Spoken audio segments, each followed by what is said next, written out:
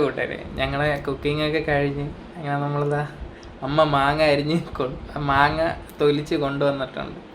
അത് കഴിച്ചോണ്ടിരിക്കുകയും ഇന്ന് വെറൈറ്റിക്ക് നമ്മൾ അരിഞ്ഞില്ല മാങ്ങ, അല്ലാതെ തന്നെ കഴിക്കാനുള്ള സെറ്റപ്പാണ്. സാധാരണ നമ്മളിങ്ങനെ 4 പീസായിട്ട് അരിഞ്ഞിട്ടാണ് കഴിക്കുന്നത്. മുഴുവൻ ആര് പറഞ്ഞ് ഇത് അറുക്കാതെ കഴിച്ചാല് കൂടുതൽ ടേസ്റ്റ് ഉള്ളൂന്ന്?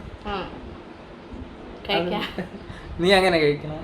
ഞാൻ കഴിച്ചതുകൊണ്ട് എത്രയും ഭാഗം കടിച്ചതാക്കി. ഇപ്പൊ മാങ്ങ സീസൺ അല്ലേ, എല്ലായിടത്തും ഉണ്ട് ഇപ്പൊ. അതുപോലെ ഷോപ്പിലൊക്കെ നല്ല റേറ്റും കൂടുതലാണ് അല്ലേ. പിന്നെ ചെറിയ ചെറിയ തട്ടുകടകളിലൊക്കെ ഉണ്ട്, തട്ടിട്ടിട്ട് ചെങ്കവരി മാങ്ങയാണ്.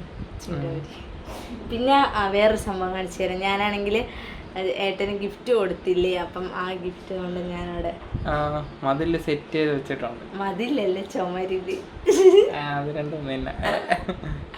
അങ്ങനെ എൻ്റെ അനിയൻ ഇന്നലെ ഫിറ്റ് ചെയ്ത് വന്നായിരുന്നു. ഇതാണ് നമ്മളെ വീട്ടിലത്തെ വിശേഷം.